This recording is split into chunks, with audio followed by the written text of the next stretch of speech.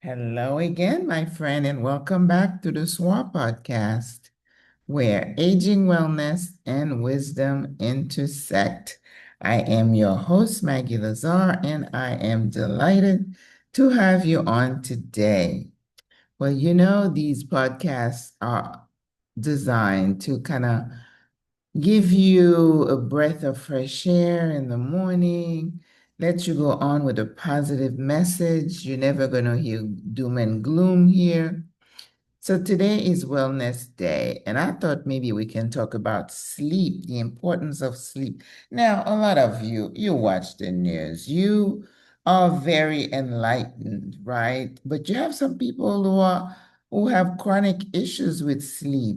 Now, I have to tell you, I am someone who has never been a long sleeper, like people who sleep like 8, 9 hours a night.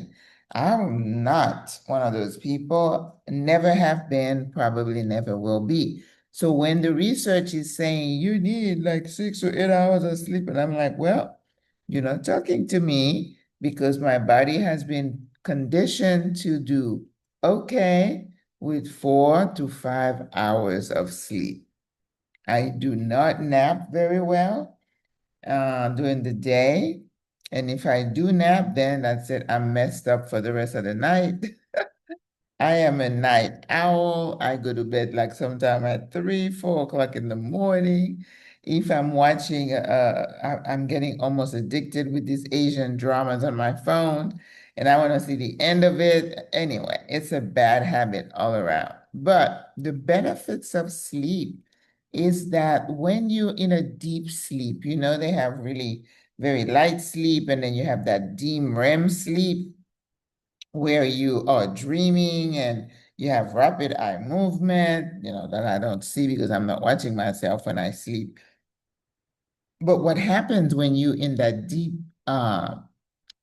conscious, well, I guess unconscious state is that a lot of repairs of your body, of things ha- that happen to your body when you awake because of free radicals or some compound that kind of make you age and destroy your organs, right? The effect of pollution, things that you eat and your body gets a chance to kind of get rid of all that stuff and repair itself. So, sis, if you don't take the time to get enough sleep, and even when you go to sleep, if you're tossing and turning and you never get to that deep level of repair state, it, over time, it causes some damage, right? And it might reveal itself in things like a chronic disease, could be inflammation. And you've heard about inflammation since COVID. It is serious, serious stuff, okay?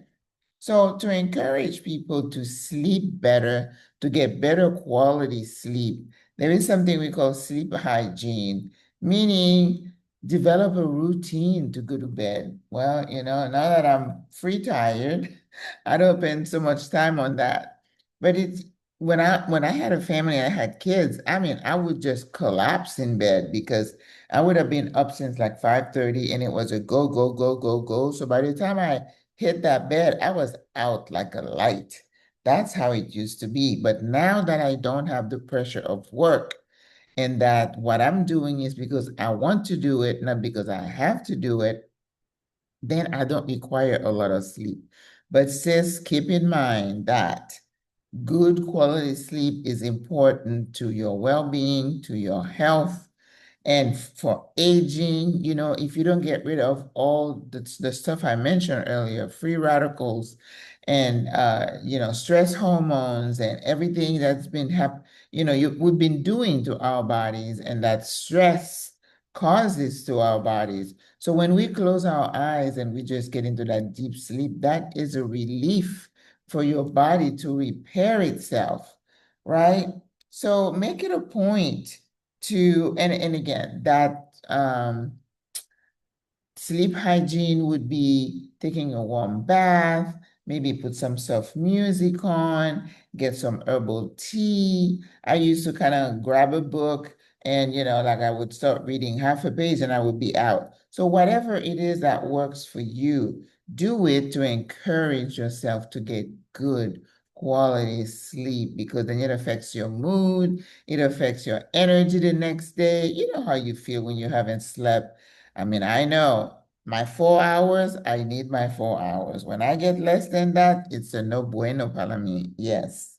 So I try not to do that too much. And if I have a night where I did not get enough sleep, I make sure the next night I go to bed early enough to make up for it and repair. Because as we get older, we don't have a lot of leeway. We have to kind of work with what we got, right? All right, sis. So as you go out, keep in mind how important it is for you to get some sleep. Some people suffer from insomnia, and that is not a pleasant thing. When you go into menopause, remember those days where you were hot and cold and you couldn't get comfortable? Yeah. I, maybe one of these days I'll talk about how do I term that? Menopause in the late stages, because people tell me they're still getting hot flashes. Oh my goodness. Oh, well. All right. So sis, go out there and be conscious how important good sleep is for you and try to make it happen. All right. So I will see you tomorrow. God loves you. You know I love you. Au revoir. À la prochaine. Bye.